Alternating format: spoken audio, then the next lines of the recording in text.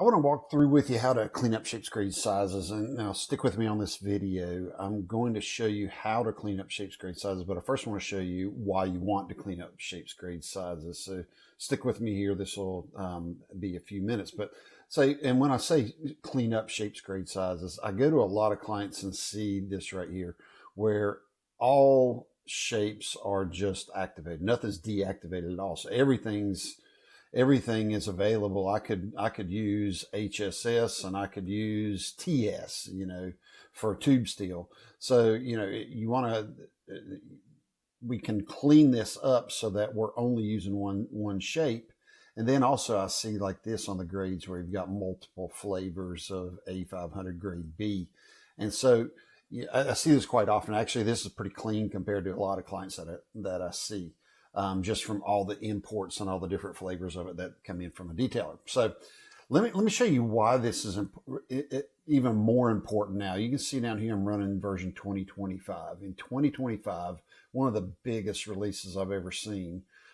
If I go into address book and then go to one of my detailers, and I'll just pull up my buddies at Appalachian Drafting here, shout out to them, and look at properties here. If you see there's a new drop down here, and this is where I can say I want to share my shapes, grades, sizes, finishes, and ABM settings with the detailer. This is huge. So if you, I won't go to the details of how all that happens in this video. It's just a totally different topic. But the point is I can share my shapes, grades, sizes, and finishes database with the detailer now.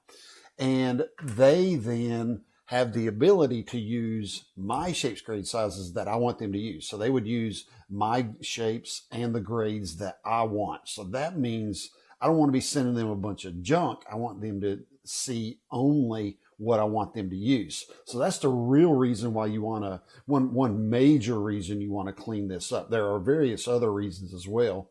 But this is one of the biggest reasons. So I'm going to handle the shapes, grades, sizes in this video. You need to do the same with finishes as well. But so that's the why behind this video, why we want to clean up shapes, grades, sizes. So let me go back up in here to shapes, grades, sizes now and open it up. So first thing you want to do is if you are like this right here and you've got just everything turned on, or basically most stuff turned on that in the whole shapes, grades, sizes database, then you want to go through and actually deactivate whatever you want to turn off. So in other words, let's take all the aluminum here. Let's say if I don't do anything with aluminum, I can select all that, hit deactivate, select the shapes, boom, they go away. They don't show up in any lists when I'm going throughout the system, and they would not get shared over as well.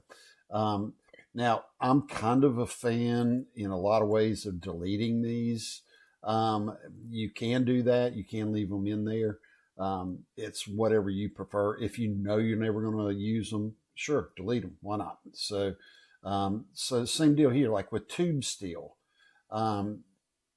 Tube steel, HSS, which one are you going to use? Most are going to use HSS, so I'm going to turn off tube steel. So you go down through there and you look at all these differences. I actually have a spreadsheet that has all the default out of the box shapes, grades, sizes that can kind of help you choose. Like I've got a tab and it says tube, and here's all the shapes in the system for tube.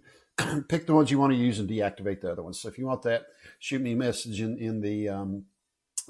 shoot me a message in here, and I will shoot that over to you. Now, so that's cleaning up the actual shapes. Another tougher thing to deal with is grades. So like in this, where I've got multiple different types of A500 grade B.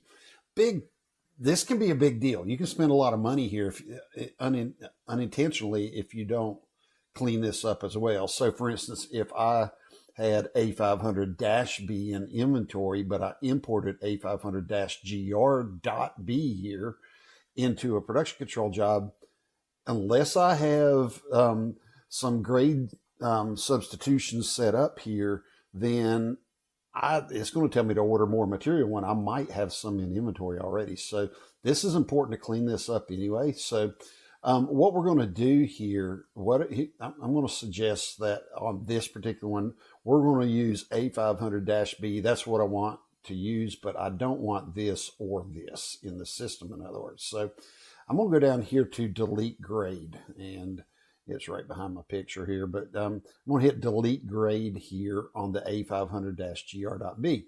I'm going to say, are you sure you want to delete the selected grade? Yes, I am. So now what it does at that point, it says, hey, this A500-GR.B is used in all these places: in advanced bill, estimating, inventory history, production control jobs, purchase orders, used all over the place. So I said, okay, it's not going to do anything. It's just going to say, okay, cool, we're not doing anything with it. But if I want to get rid of that, so let me go back there. Here's all the places it's used, and there's a force delete button down here in the corner. I'm going to go force delete, and then I'm going to choose a new grade, and I want it to be A500-B. Now you can read all this. It's telling you what it's going to do in certain areas. So combining runs, all combining runs are going to be deleted. If it's used in a saved combining run, any pricing data is going to be deleted. Inventory, stock, reorder are going to be deleted. All other instances is A5. It's going to be all other instances of A500-GR.B is going to be changed to this new grade of A500-B. So it's going to go through the system and make all those changes. So I'm going to perform force delete. Are you sure you want to delete the grade A500-GR.B?